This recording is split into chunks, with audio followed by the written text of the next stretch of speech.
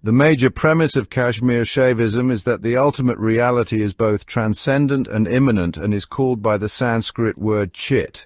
This term is untranslatable but is commonly translated as consciousness.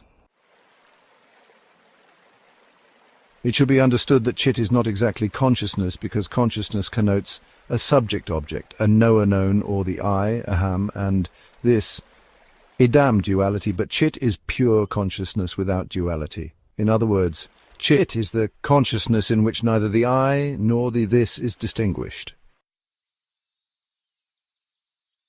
Chit is non-dual consciousness, an undivided unity of I and this. Kashmir Shaivism is a pure monistic or non-dual philosophy. Non-duality does not mean the absence of apparent duality. It means that the ultimate reality, called Paramashiva in Kashmir Shaivism, appears in different forms in manifestation.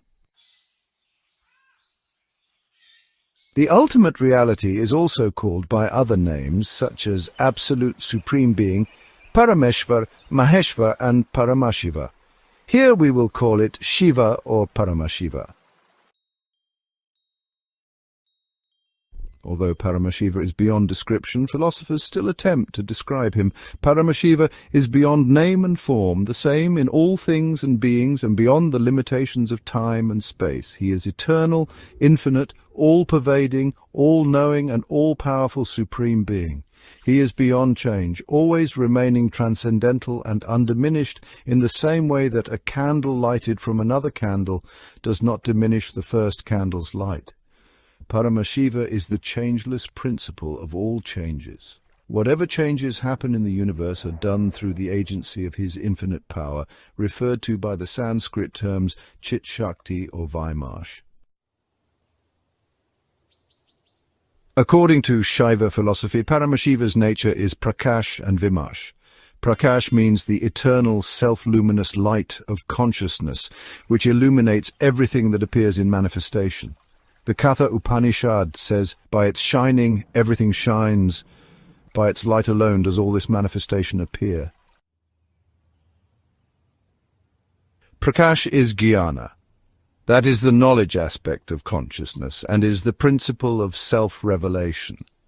Without the Prakash aspect of Paramashiva, manifestation cannot appear.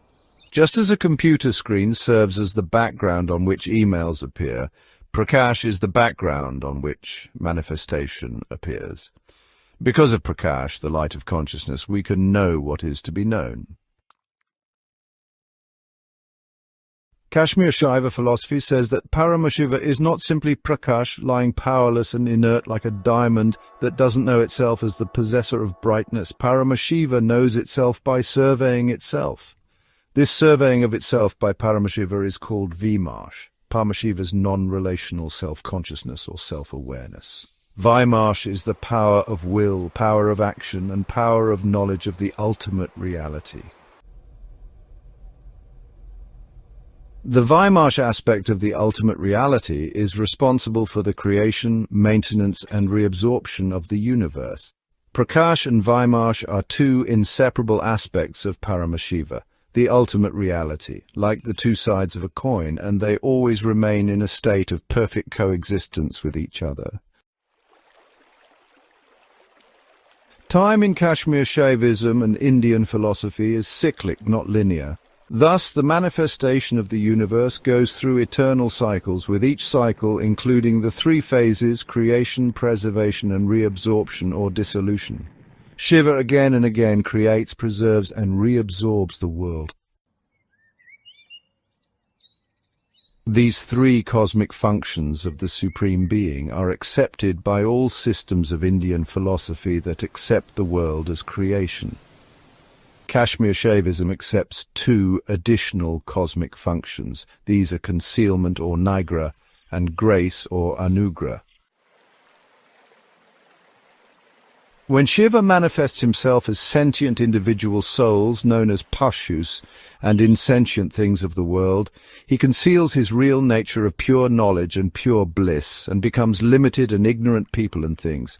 This is part of his cosmic play called Leela. The individual souls cannot see the real form of Shiva because their vision is obstructed by spiritual impurity called mal. Shiva conceals his identity from them, resulting in the soul's bondage or nigra. But by his grace or anugrah, Shiva also liberates the souls by removing their obstruction or impurity. Shiva allows the souls to work out their liberation. Shiva's 5 cosmic functions are creation, preservation, reabsorption or dissolution, concealment, and grace. When thinking of Shiva, one should not think that Shiva is something different from oneself that stands over there as a third person. Rather, one should think of Shiva in the first person as myself, of course my higher self. This implies that one's nature is twofold. One aspect is the limited nature or limited self called Pashu, which is imperfect or limited, bound by spiritual impurities called Mal, and the other is the deeper or the higher self, which is perfect, infinite, and pure, and the other is the lower. Rather, it is one and the only one, self, Shiva, who conceals his real nature and becomes limited and ignorant in a human body. Thus there is an ego, or lower self, and a deeper or higher self. In the philosophy of Kashmir Shaivism, the ego represents our individual identity, often clouded by desires and fears. The higher self, on the other hand, is our true essence, connected to the divine consciousness of Shiva. It's through recognizing and transcending the ego that we can experience this profound unity with the higher self. Prakash is the pure light of Shiva, present at every level of creation, including in each of us. As part of Shiva, we too are this light, whether we are aware of it or not. Because of this light, each of us has a unique combination of strengths with great potential. We can create a meaningful life for ourselves and inspire others. For our inner strengths to manifest, we must be aware of our light and fully and bravely reflect upon its potency. Who are we? What can we do with ourselves? Given our unique talents, what can we create in the world? How can we craft an amazing and meaningful life for ourselves and others? To engage in this reflection, we have a complementary power called Vaimarsh. Vaimarsh is Shiva's power to reflect upon his light and create the universe. As part of Shiva, we also have Vaimarsh, which allows us to discern, label, and identify our potential, or that of another person, to create a greater world collectively. How does Vaimarsh work in our lives? Shiva sees his face in his own divine mirror and becomes aware of his powers.